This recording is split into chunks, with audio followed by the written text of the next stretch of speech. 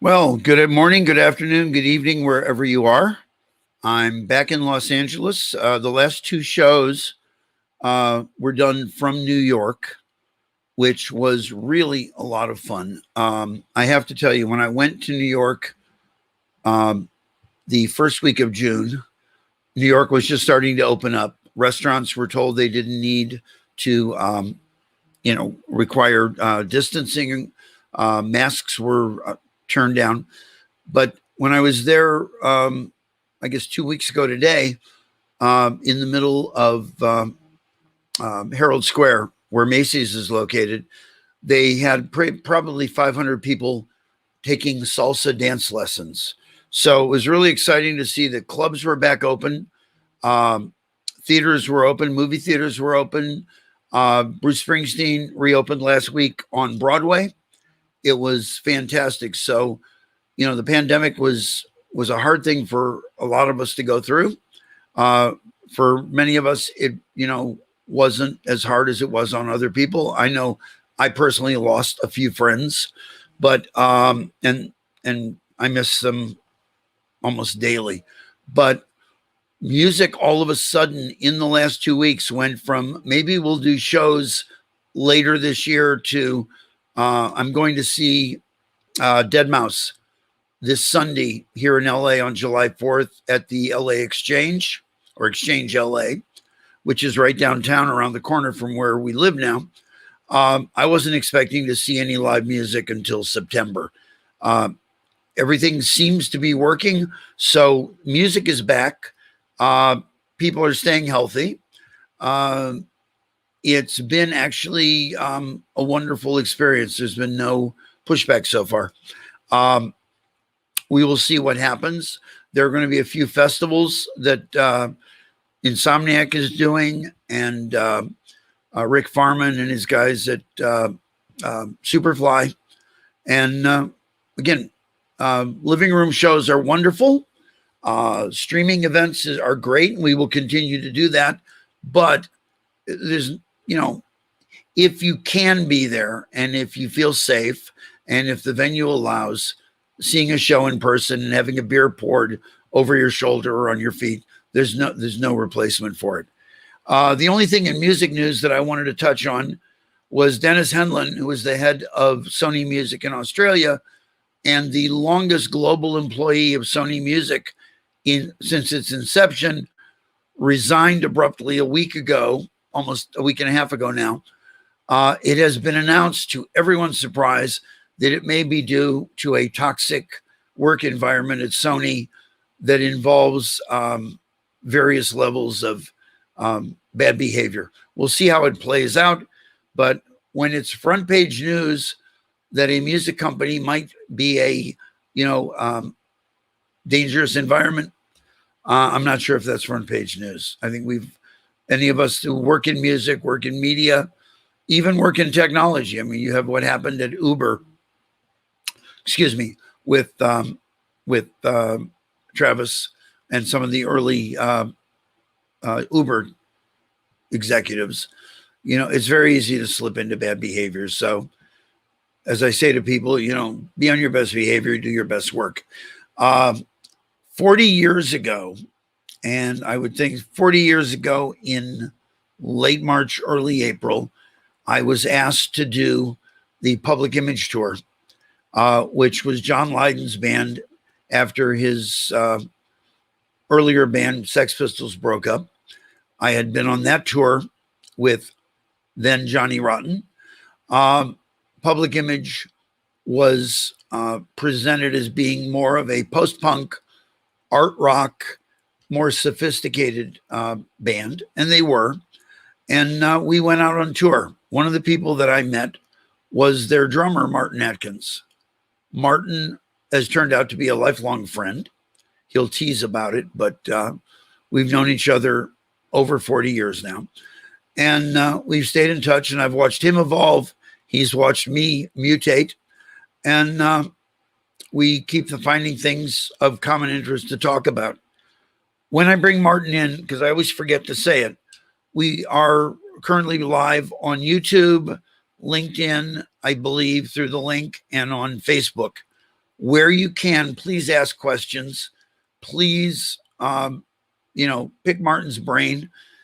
He's known for creating wonderful books and courses, Band Smart, Tour Smart, where he actually took you out on the road as a roadie riding on the tour bus, and he'll explain more about it because I probably have some of it wrong. But most importantly, he wrote a book called Welcome to the Music Business, You're Fucked, which I wear the shirt probably 3 days a week because it provides a baseline for me of, if I go into it knowing that everything could possibly go wrong, everything that goes right is a win. So without further ado, it is my honor, privilege, and joy to welcome Martin Atkins to Connected With. Thank you. What a lovely introduction. Thank you, Ted. You know I love you. Seriously. I mean, I'm moving the camera. I have this thing where I have to move the camera so it's over Martin, so I'm actually looking at him. We have known each other through a lot of incarnations. Yeah. We have known each other through adjustments in trying to act our age, refusing to act our age, accepting what's going on, and rebelling at what goes on. So that's why you've been a soulmate in terms of your ability to say, okay, this is the way it is, but this is how it could be. Well, and it's strange because the adult response to so many of the things that we've been involved in is to like, well, perhaps you shouldn't. Perhaps you shouldn't. It might be more prudent. It might be safer to not try this or to not do that. But there is no safety in being safe. Right.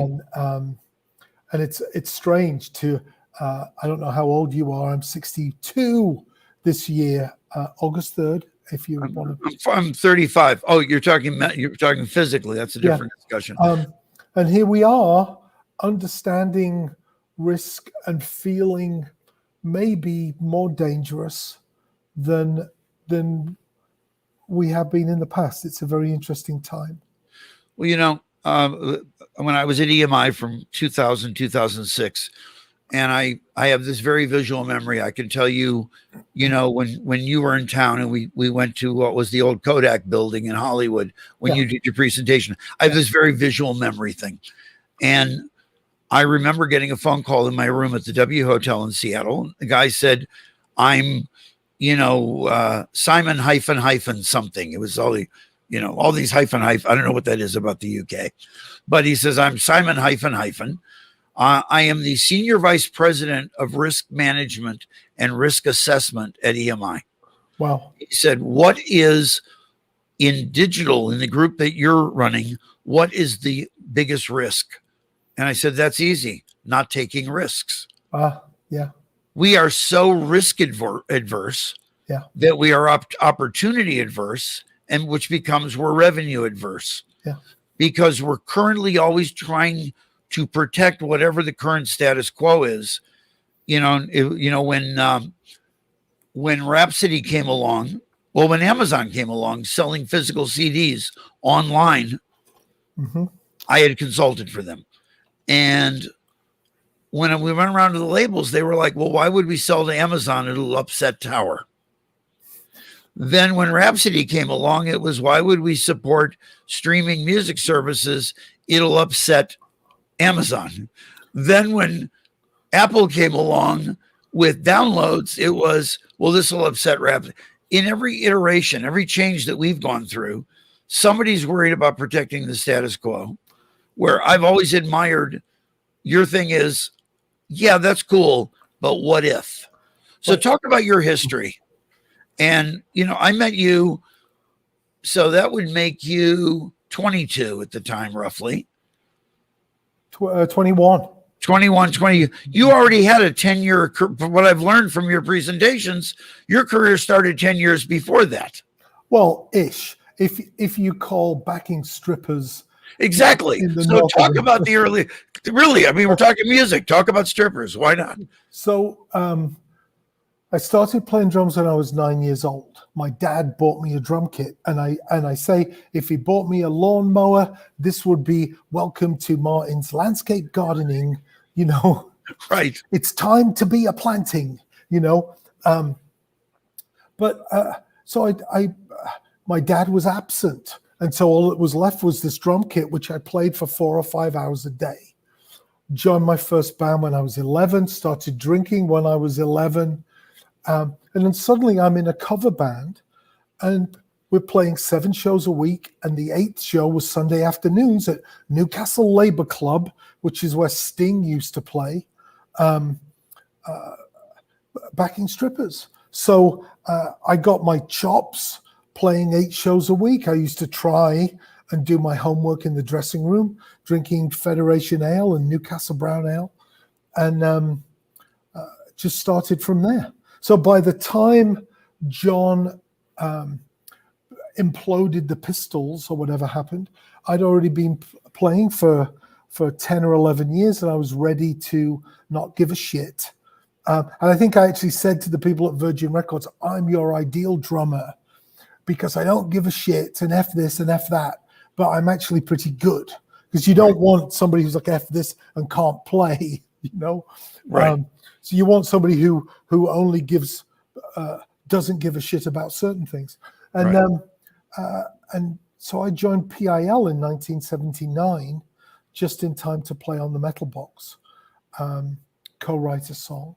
And within a really short period of time, we did the John Peel radio show. We went to Paris and recorded the Paris au Printemps live album. We did Old Grey Whistle Test live television in the UK. You talk about, I don't know if I can mention pants shitting on your show, but I will go ahead and mention it. To be at the time 20, play on John Peel was one thing, but to be on live, to be on the show that I watched as a child, you know, sitting on the living room carpet, I was imagining myself watching myself 10 years earlier while I was playing. We did a lot in that first 6 months, and then the last thing I did in that first spell with PIL was the American tour in April 1980. So it was 1980, not 81. I'm sorry, it was 80. Yeah. Okay, and where did we start? Did we start in Atlanta? No, we started in Boston. Of course, because we didn't start in Atlanta. Of course, we didn't start in Atlanta. That's where Johnny and I had a fight. So we started in Boston we're staying at the Latham Hotel. Lennox Hotel. Lennox. Because, and of what course, else can I get wrong here? We each had our own suites. We were like 3 days before the first gig. I mean, I wrote a book called Tour Smart, and I think I gave my students at Columbia College Chicago, I teach at Millikin University now, I gave them this PIL tour, and I said, do the budget for this. Like, we arrived 3 days before the first show in Boston. We had 2 or 3 days in between each show. It was just crazy. It was just crazy. I do remember you. Did you come to the baseball game with us? Yeah. You did. Yeah. All I remember is the picture of Johnny in the Boston Globe smiling. It's one of the few pictures I ever saw of him smiling. We had just come back from the baseball game, and he had done an interview with Steve Morse about Pill and about whatever. But he actually was happy at that moment. And I think we met Marianne then, right?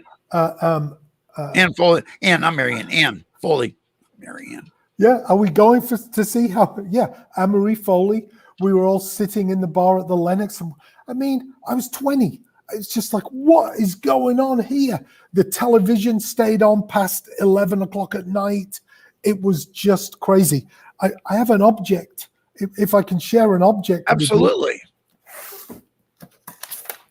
There's a photographer from Boston called Phil and Flash. Right, I remember him. Yeah, he's still around. He's in Chicago now. And he took this picture of, this is someone I'm still friends with, Betsy Sherman. Paul and Betsy Sherman came to the show. And a box arrived for me yesterday.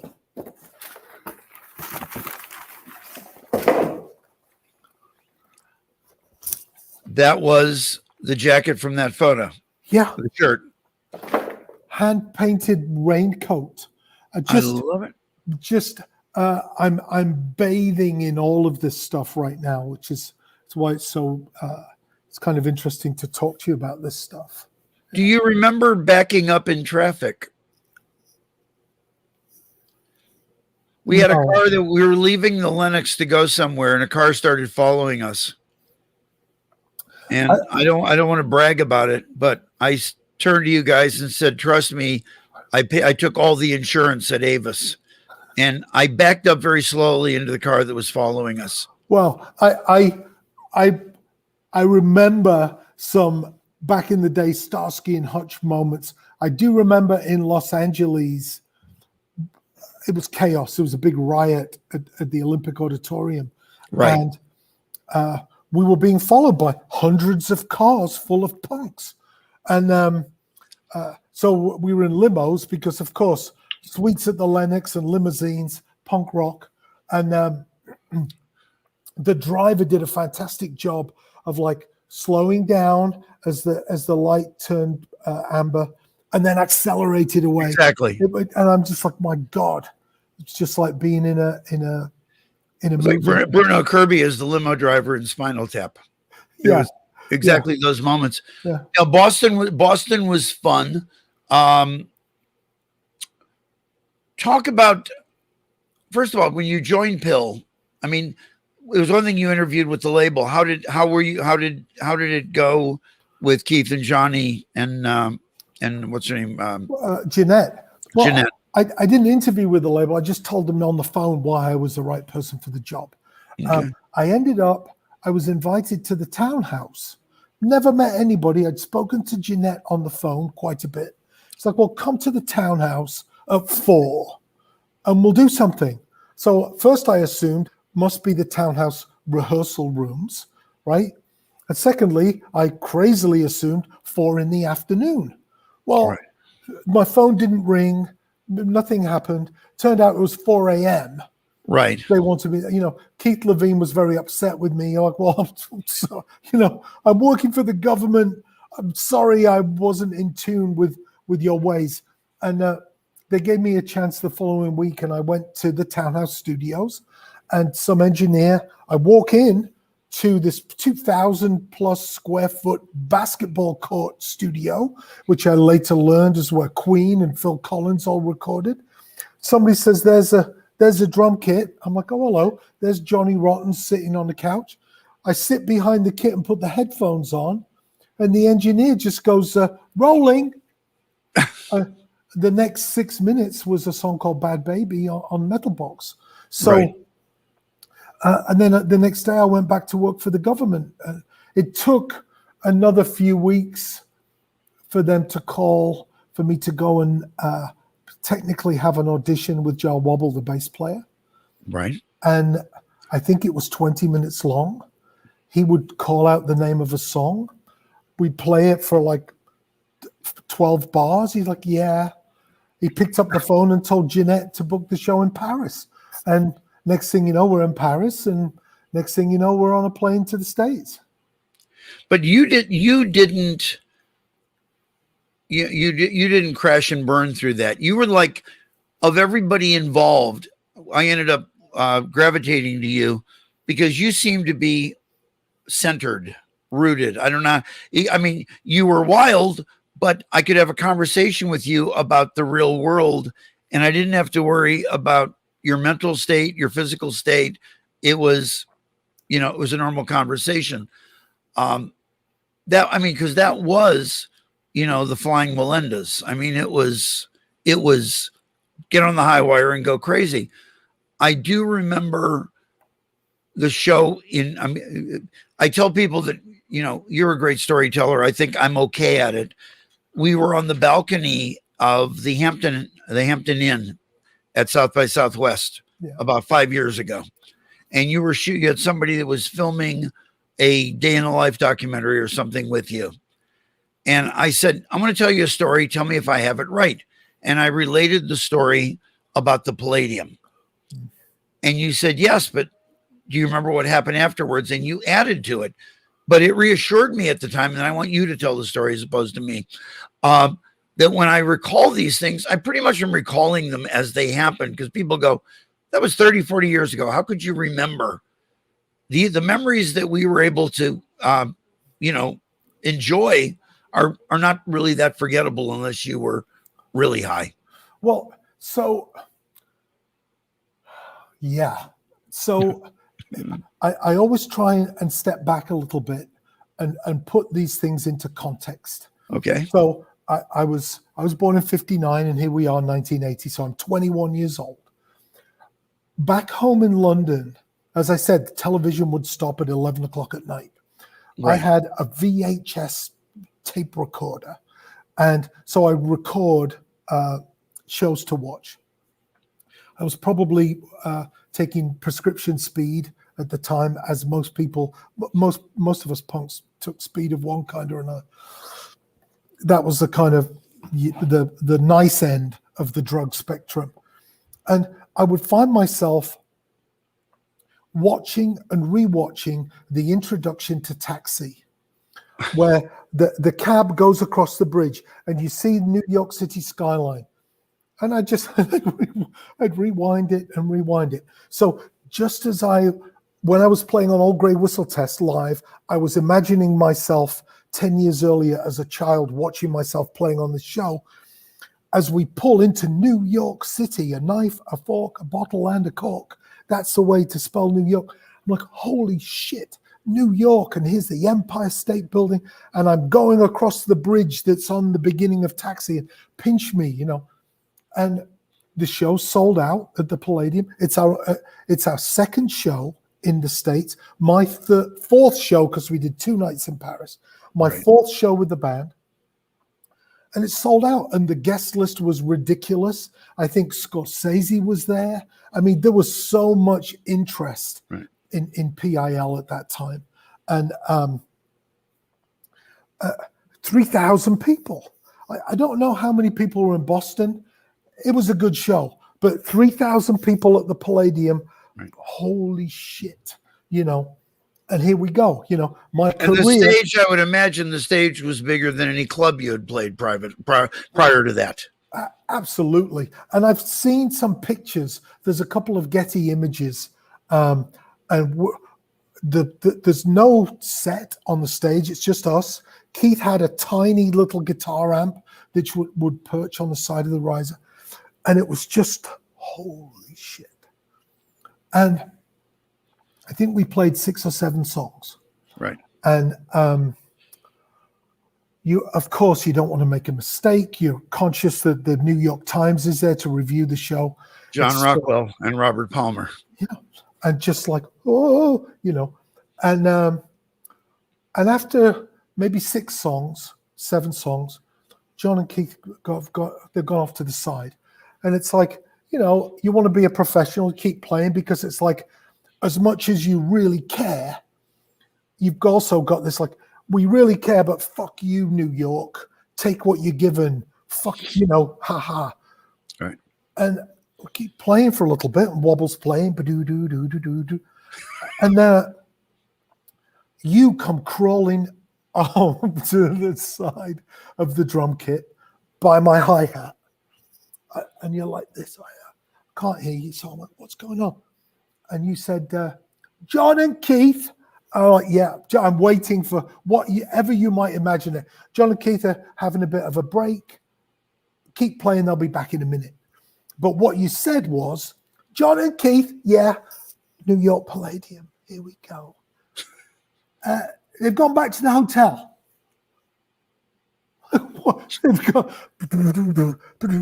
So I'm just like, there's going to be trouble. If that happened in a club in the north of England, you wouldn't get paid. The concert secretary would come and reprimand you for a show half done. Right. I call Wobble over, and I can still see Wobble in between my 2 tom-toms. I'm like, Wobble, and Wobble comes over. And I'm still down by the hi-hat. Yeah. Because you're calling him over. And you went something to the effect of, they fucked off. They fucked off. Because I can talk a little bit while I'm drumming, and I can sing backups, but I can't have conversations Right. about band members leaving. And this is where you see the power of pure entrepreneurial spirit. I just had a single come out. It was in the alternative charts with my little band, Brian Brain. Wobble had his own solo single come out called Betrayal. And so, as I said, on Atlantic. I don't know what it was Yeah, over it was here. on Atlantic. Yeah. And I'm like, well, John and Keith had gone back to the hotel. Boom. He just stopped playing and he starts starts playing his hit single. Well, wasn't a hit single, But his track, yeah. and it was just I was like, this is a fantastic. He's thinking on his feet, and we did a couple of songs, and then went to try and find John and Keith. And Right. fortunately, we didn't, because to me, I was just a working class kid from the north of England. Right. And if somebody pays for a ticket, you give them a show, you know. Right. And I mean, you could also argue we gave them a memory and we gave them a show, and here we are Right. talking about the show. So But- what happened? So what had happened from, you know, your if you do it as a movie, that was from your camera angle. My camera angle is I'm standing on stage right over by Keith. Johnny walks off center stage, walks by Keith and says, "Come with me." I watched them walk by me, and the backstage door at the Palladium was in the rear of stage right. They walk out the back door. I follow them out the back door, but at a distance to see, you know, maybe they went out to have a cigarette. I don't know what they're doing. Yeah. They walk onto 13th Street, which is not like 14th. 14th is a main thoroughfare in New York. Yeah. They walk onto 13th. There happens to be a cab parked back there. They get into the cab and they leave. Yeah.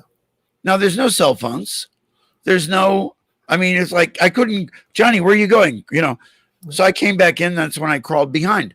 The funny thing was the next morning, the review comes out, and I can't remember, I think it was John Rockwell who wrote, "In the greatest ending to a show that this reviewer has ever seen, they came on bass and drums and they left bass and drums and left me speechless." And I'm going, at the time, I think I said to you, John could probably take a crap in the middle of the stage in the greatest bowel movement that this journalist has ever seen.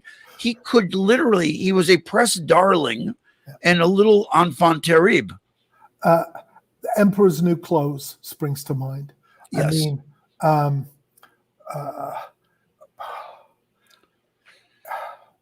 it was, you know, it was challenging. It was one of the things while you're thinking, I had done the whole Pistols tour, and every time John tried to pull a game on me, I knew from day one over the 2 weeks that I can't react. I cannot react. So if he says, "I'm not doing the interview," I go, "Okay, whatever. I'm not going to the radio station." Okay, I don't care. We have now done the 2 dates. That night, I ended up going to an all-night party at a friend's loft in New York. One of the first, like, big, they lived in a warehouse. And I'd never been in a space like that where, you know, you could have 80 of your friends over in one room. And I came back to the hotel at 7 a.m, took a shower, came downstairs at 8. We went to LaGuardia. We get on, I think it was Eastern. We fly to Atlanta. And in the middle of the flight, I've now had like maybe 20 minutes sleep. John says, "I'm not doing the in-store at Emerald City or at Oz." Emerald City was the wholesale. It was Oz Records. Emerald City was the parent company. "I'm not doing the in-store at Oz unless you pay me $100. I literally, I had no sleep and whatever. And I lost it. And I started going, "You effing," and I went off on him. It wasn't that I went off on him. He went, "I knew it's bothered you since you met me 2 years ago. I knew that you," he basically said, "I knew that I was you know, he had gotten under my skin." I had lost the upper hand from then on in terms of, even when I went, "Yeah, whatever," he goes, "No, it does piss you off, doesn't it?" Yeah. But so, I mean, before the Atlanta show, we did do this, an impromptu show at Great Gildersleeves. Right. Which was the other side of Difficult Pill, which was like, we should have played CBGB's. No, we're going to play just down the street from tantalizingly close to CBGB's, but not. like acknowledging the general area, but not playing there. We played a biker bar instead. And to me, that's still, I still remember that as the audience was there instead of being, you know, we were protected by John's charisma, his stare, the vibe, that same interesting thing that journalists picked up on. And it could have been so much more. But what I value from that time is that, you know, through all of the bands that I played with and then putting my own band, Pigface, together, it's never occurred to me that something catastrophic could happen on stage. It's like, well, whatever it is, you know, it gave me this experience at the Palladium and my experience with PIL in general. That you can deal with whatever happens. I mean, you know, complete aside, we've talked about it before. I worked with Todd Rundgren years ago, and he comes to Cincinnati to do his first concert, and he has him and two other synth players. He's got Roger Powell and Jean-Yves Labatt. 10 minutes before the show, the sound guy comes and says, somebody cut the audio cable between the soundboard and the stage, completely cut through it. Wow. They went and got, from the music department at Xavier University, they got a an upright piano. They got a drum. They grabbed a bunch of instruments from the music department, a stand-up bass, and they did Todd Rundgren literally unplugged for like 20 minutes and said, we'll be back tomorrow night to do the real show. We didn't want to leave you without any music. And if you're a good musician, you rise to the occasion. You don't pout. You don't. It's not right. But it's not the musicianship, because sometimes good musicianship causes you to be more precious. But I need my DX7 sound bank to authentically sound like something. Nobody cares whether you authentically sound like anything. They want you to authentically be you, and have an experience. You know, and once you let go of that, you could do some really dangerous stuff, I think. Right. You know, and the other thing on the tour that I have to acknowledge, we had a wonderful person who I've also remained friends with my entire life, Larry White, who also provided body armor for us in terms of making sure that whatever was going wrong was not as wrong as everybody felt it was. I remember we were sitting at Georgian Terrace in Atlanta on the, there was actually like a front porch area talking about the show in New York and whatever. And Larry would always internalize whatever needed to be done, but minimize what came out so it can be dealt with. We'll take care of it. I'm here for you. And that made it a lot better. I do think it was hilarious that I know that there's a picture of you with Sid and John on the Sex Pistols tour. You're wearing a T-shirt that says, "This sure ain't the fucking Beach Boys" or something, because you did the Beach Boys before that. And Larry had worked with David Jones from the Monkees, and I like to joke on stage because I learned so much from both of you. But to joke on stage, like somebody at Warner Brothers is like, "We've got Johnny Rotten from the Sex Pistols. Get me Ted, who worked with the Beach Boys. Get me Larry White, who worked." Well, on the Pistols tour, I went from the Pistols to Sean Cassidy. Wow. And I joked that the mothers were cuter. Let's move on though from Pill now. I mean, you were able to take what you learned, create other, music ensembles, but then there was a point in your life where you wanted to share what you'd learned, and you became, and not, I want to say evangelist, but you basically letting people know that you don't have to necessarily work at Starbucks, that music can be your day job, that your audience is your street team, all those things. So rather than me, how did that happen? And talk about some of the things you do now, because I mean, the show's called connecTed. You connect people on a daily and weekly basis with how to recognize opportunity, as opposed to getting stifled by, things that you might feel are blocking your progress. Well, thank you. But it would be fun for me to say that's when he decided it was time to take a move into the educational field. But actually, I was putting package tours together. I worked with Killing Joke, Ministry, 9 Inch Nails, and I started my own band called Pigface on my own label. And I went to Columbia College, Chicago, to get some interns to help with all of the promo, the postcards and the CDs for the tour. And I heard about this thing called interns. And I went to Columbia. I'm going to get me some. And I did a presentation for the staff, for the faculty. Like, we're doing this, it's going to be 3 buses, and this is my career so far. And they're like, fantastic, when can you start? And I said, I could put students in my car now, and we can start immediately. And they're like, no, when could you start teaching? And I said, teaching what? Like, what are you talking about? And they said, well, you should teach touring, because this is obviously what you do. And I just thought the craziest thing I could do in that moment was to say yes. So, I think I just had 1 or 2 kids. I have 4 now, 4 boys. And I started to teach. And I thought that was an opportunity. Right. But it wasn't. I walk into the first class, which was only a few days after this conversation. And there wasn't a book. There wasn't a book for touring.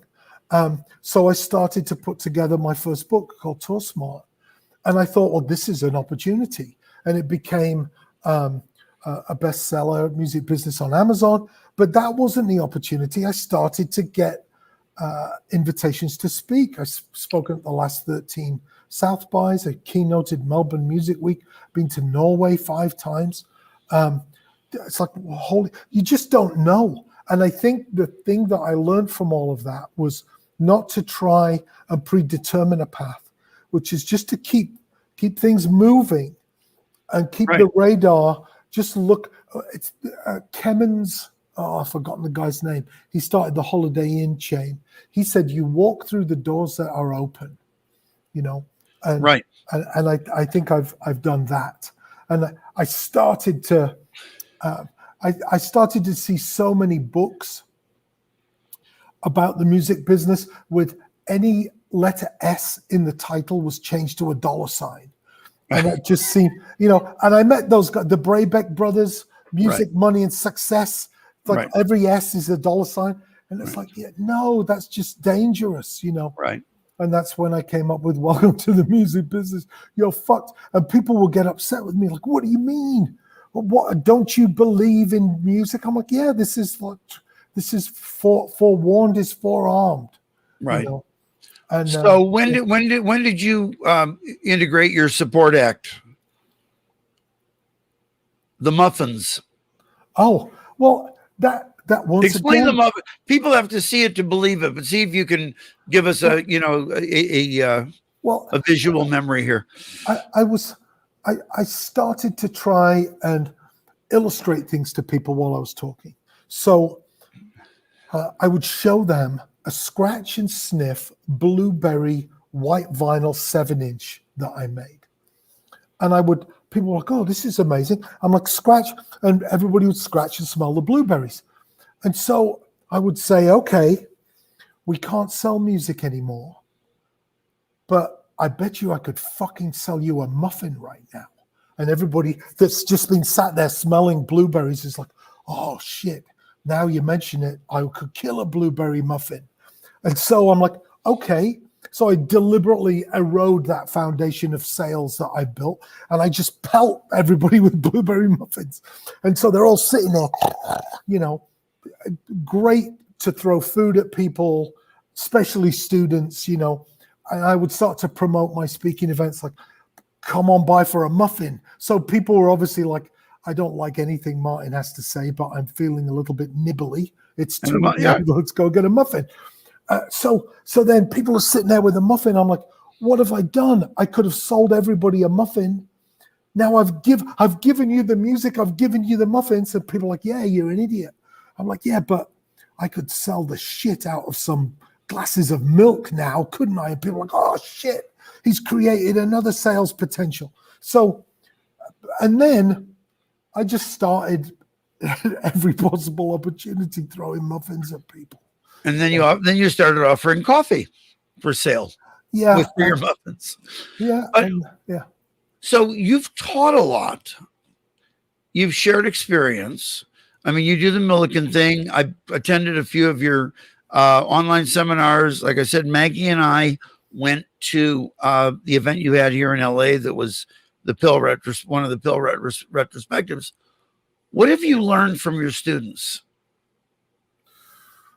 Well, I there's this one student, Martin Atkins, Right. and I was teaching in a place called SAE in Chicago. It's a small place. And I said, okay, we can do anything you want for the next semester. What are we going to do? And she said, well, we could put DJs on the Brown line on the L train in Chicago. And then she's like, oh, never mind. And I'm like, never mind. We're doing it. Right. And if we don't, I'm going to fucking quit. We're Right. going to, so I think through my students, I haven't just learned from their perspective and their enthusiasm. I've been pushed to broaden my horizons, to understand and learn about people like Nipsey Hussle, rest in peace, And I never saw. I'm going to interrupt here. My son is very unemotional. He is the polar opposite of me. I don't know if I sucked the life out of him or what, but he is not that. When Nipsey Hussle died, and I said, you heard about this, he started tearing up. He wasn't crying, but it really hit him incredibly hard. And I went, wow. He goes, do you know how wonderful this guy was? I said, I knew I'd hear what he was doing, but he had such an impact in LA, that, when you have, when Snoop says he inspired me, when people are coming up saying, you may be hearing they had the memorial service at Staples Center. Yeah. And the place was packed. Yeah. To talk about somebody that most people probably even in LA had no idea what his mission had become and what he had accomplished. So, right. That's a moment where, he touched a lot of people. Right. Well, but what teaching gave me was the luxury, and it is a luxury, to sit down and go, oh, let's look at this tour. Let's analyze this. Let's talk about the marketing of that. Let's talk about the olfactory senses and screen printing with scratch and sniff ink and all these other things. But so it causes me to organize and then communicate my learning experiences, but then it gives me learning experiences. So one of the things that I can't wait to do, I'm sitting here in the museum right now. We're going to talk about that next. Yeah, one of our first events is going to be a workshop, and I didn't realize it at the time, but when I decided to launch the museum, which was at the end of April, I didn't have a business plan. I just thought, fuck, I'm just going to do this thing. I came up with the Founders T-shirt. It's $125 for a simple T-shirt, and you get a letter with it that's hand typed. And now, because people want to frame the shirt and frame the letter, there's also a little pass that gets you into Founders events. But that's Nipsey Hussle. That's his $100 mixtape. It's my $125 Founders shirt. And so this stuff is real. I remember when Nipsey did the $100 mixtape, I remember thinking, good luck with that, until Jay-Z bought 10, and then I think he followed up his $100 mixtape with this $1,000 mixtape, and I think that you just learn that anything is possible, really. Yeah. So have any of your students joined you? If students graduate, two things. One, have any of your students, if you said, you're really sharp, you're going to come work with me, either part-time, full-time, whatever, and then talk about the tour bus experience. Okay. So, yeah, in fact, Molly Compton is sitting on the, sprawled out on the couch over here. Molly graduated from the program at Millikin 3 years ago. I'm still in touch with I want to say all of my students from almost the last 20 years, everybody gets my cell number. But I say to them, don't fucking call me. Right. You can text me 24/7. Text me with anything you want. I'm backstage and there's a problem. I'm Right. talking to this person, and I'll call. We'll set up a time to call. But you can text me night and day, and I'll respond almost immediately. Right. So I'm still in touch with any of my students who want to be in touch. I'm still in touch. I just directed Big Baby. He's in LA. I'm like, you've got to go to Swingers Diner. I thought they were closed, but they've opened up again. Beverly Laurel. Go check out the espresso milkshake. They did reopen. Yeah. There's a lot of places that I was told a few months ago were never reopening, and now they're reopening. They're back. Right. But what was the second part of your question? The come on, be an intern on the tour bus. The actually going on the road and being a touring intern. Well, so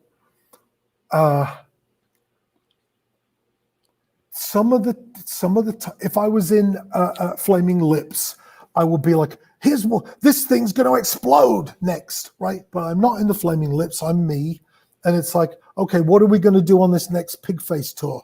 We've got Danny Carey from Tool. We've got 5 drum kits. Wendy Day is going to come out and be a mentor from Rap Coalition.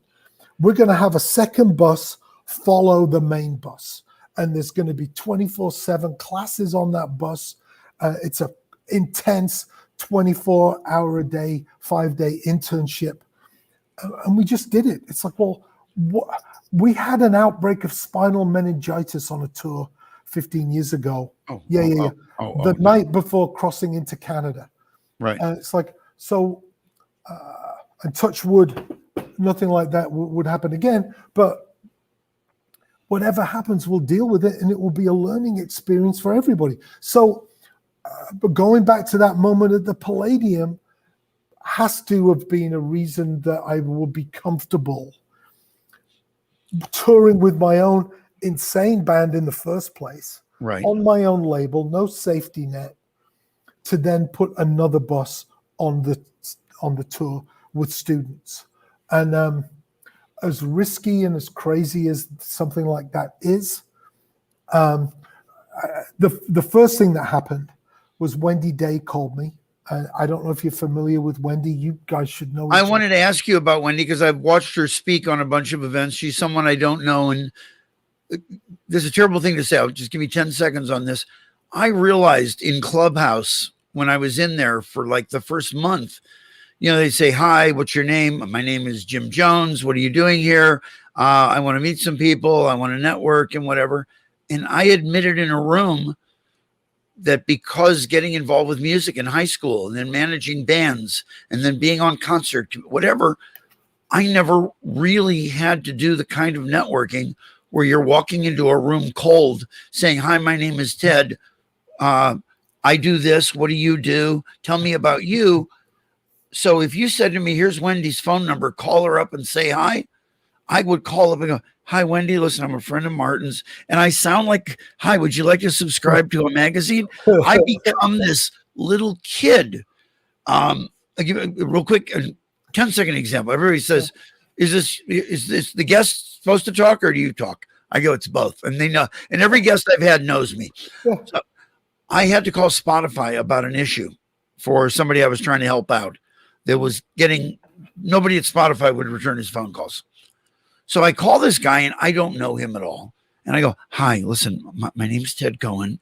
I work. And I said, I'm calling about whatever. And I know, this is a cold call. And I'm being like literally so insecure you wouldn't believe. And he goes, oh, I know who you are. I studied you at university. Well, listen, the reason I'm calling today, and I was back to, obviously. So I said to people at times, tell me about your issues on networking. What would help you? How can I help you? Because when I say I know what you're going through, 90% of the time, I'm dealing with inbound. I'm not dealing with outbound. And so to get people out of their shells, I go, well, here's when I do deal with outbound, how I get over it and how to be persistent, but not obnoxious, how to be driven, but not annoying if you're trying to connect with someone. There's a guy who I won't name who sent me a song that he had written. And he said, what do you think? And I wrote back a few minutes later, Shawn Mendes. And he goes, exactly. Can you get to him? I said, I think I know his manager. An hour later, he writes, did you reach his manager yet? I said, actually, his manager loved it. They went into the studio just now. They recorded it. It's on Spotify and it's trending top 10. Now, are you seriously calling me back 10, like an hour later going, well, yeah. And we got to an understanding of, I will help you. I love your persistence. I love your drive. Dial it down just a little bit. I'd rather have the drive to dial down. I think that's possible. Right. It's very difficult to give somebody more energy, Right. I found that very difficult. But I'm always talking to, now I'll always talk to people about how fucking shy I am, because I am. And music has been very helpful for me, like this inbound situation. But I think that it's one of the reasons I like events like South by Southwest. And I'll tell anybody, you want to meet somebody from the city you're in, go somewhere else. Right. Those people are going to be. That's right. why I met the people from Dark Matter Coffee. They're down the street from me here in Chicago. And it's like, yeah. Once we were all down in Austin, it's like, oh, you're from Chicago. You almost cling on to each other. And you don't need to make a deal, in a minute, because they're going to be there the next day. They might be at a different location, but everybody's there for 4 or 5 days, and you can gently collide. And right. we just decided, hey, when we get back to Chicago at some point, we should really meet. I say that to people. Let me deal with people that are geolocated right now that I'm not going to see them again, and then we will definitely. When I run into someone from LA, so I'm capsulizing this, but this might not be the right term. What you've told me about a few weeks ago, I refer to affectionately as your third act, which is the museum. So, and it's a great third act. Talk about the museum. And we have no questions so far. I'm amazed that no one has asked, well, at least nothing has been posted that I'm seeing. But talk about the museum, what it is. You talked about the founder's shirt, but in a larger scope. Well, so for one reason or another, I've saved everything. So there's a huge tapestry, hand painted piece behind me that's a backdrop from Pigface, but my whole space might be a ticket from the Paris Metro from the PIL show there in 1980, the itinerary, all kinds of stationery from the Gramercy Park Hotel, right? Tiny things, hand-typed itineraries from the 80s to these huge pieces. And it just seemed like I've done a few little explorations about putting a few things up, big spectacle stuff to have a cocktail reception around and talk about stuff. But it seemed like over the last 18 months, we did 85 Zoom events on the anniversary of a Killing Joke release, or the anniversary of Ministry performing in Chicago, or the PIL tour. We follow it date by date through the American tour. And I would go into a closet and pick out a handful of things from a box, find unreleased demos, live recordings, handwritten lyrics from Trent, just so much stuff. And just to make a Zoom event more exciting for people who saw the last one. And people started to say, well, I've got to hear these unreleased songs before I die. Or I've got this thing. Can I send you my thing to hang next to your things? And it seemed like, because I've had a long, varied career in a lot of bands, and I've saved all this stuff, I was already kind of 2/3 of the way there to start in the museum. Right. So it just like starting a label. Do I know that I can do it? No. But I've seen some pretty lame examples of museums that I can do just like, can I run a record label? I'm not sure how to, but I can't fuck things up any worse. Exactly. The alleged professionals have fucked things up. So there's just been a huge outpouring of people unhesitatingly buying the Founders shirt. Somebody dropped off 28 t-shirts a few days ago. Betsy sent me her hand-painted raincoat. That, as much as things as I already have, it's growing exponentially. And this is connecTed, which is a great name for your thing, by the way. And this is what this is about. It's not like some museums where it's like, oh, look at this framed object, and now here's another framed object. There's going to be some things. This piece behind me, it looks like metal shelving because it was hammered with hammer handles by test department. I'll probably give people, you can't damage it any more than it's already been damaged. Have a go, have a bang on that. Play my drums. I'm excited by the calm that being surrounded by all of this gives me, and by the story prompts that these objects create.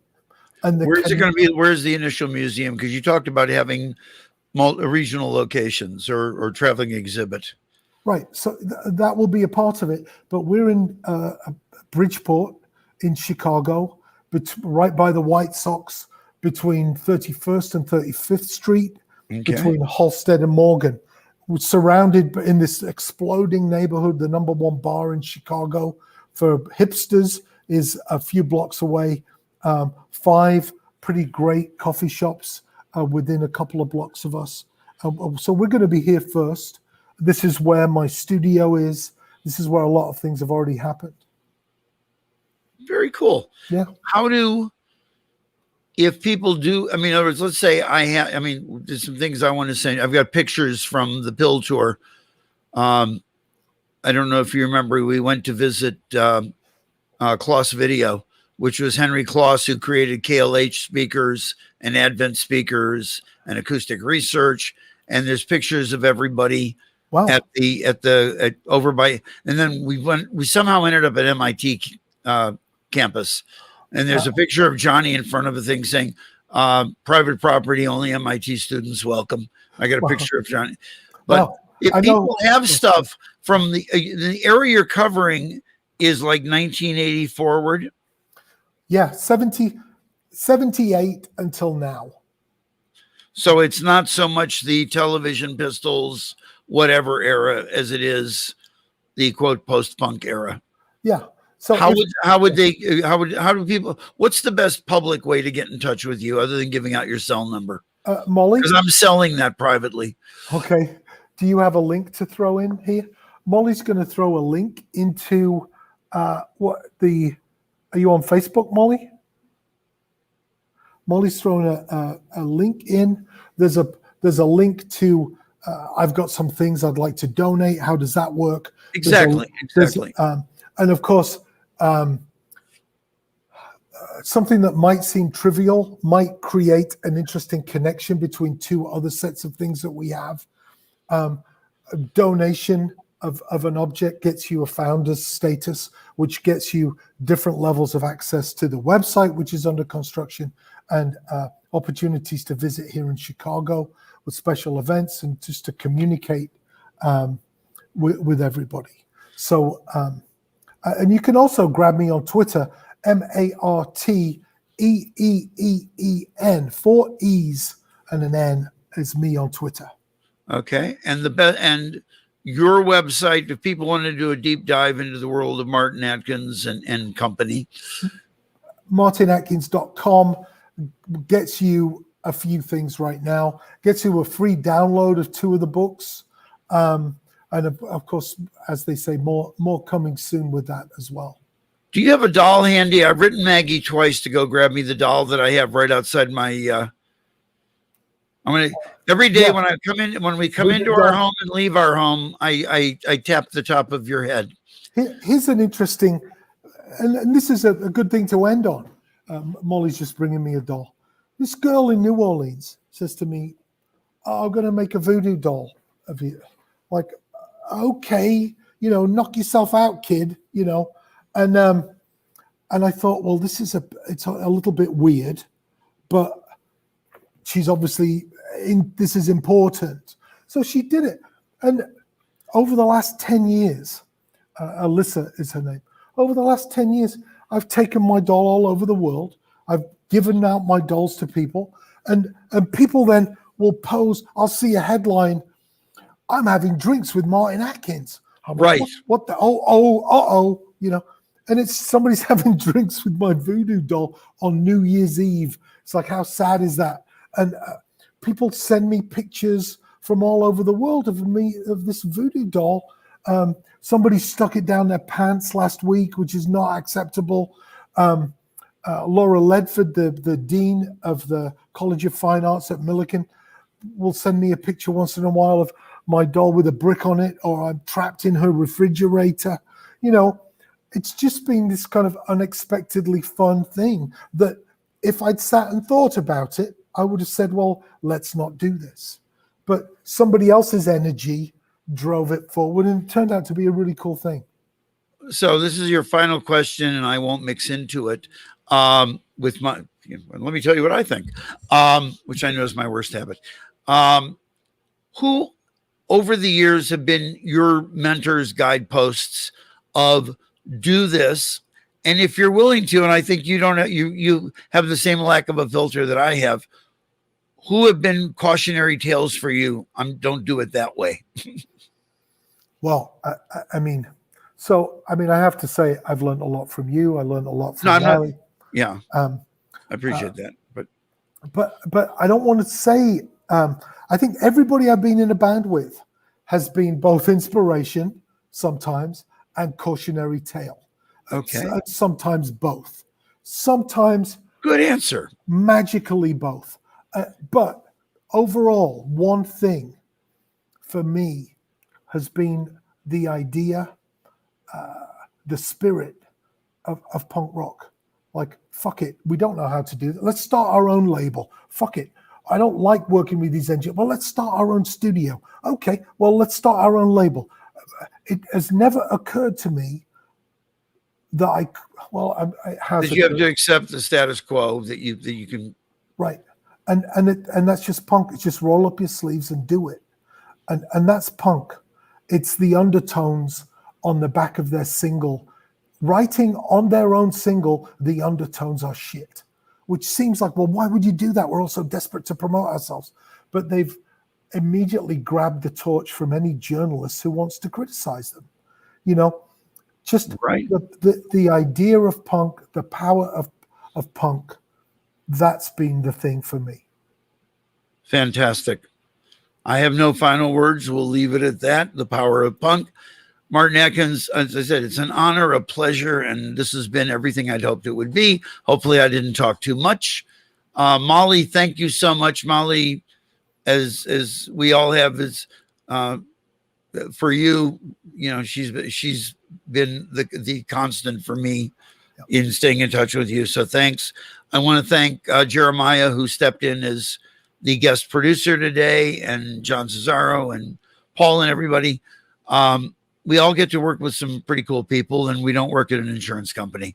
So I think we're blessed. I'll talk to you soon. See you. Goodbye, everybody. We're going to close it out.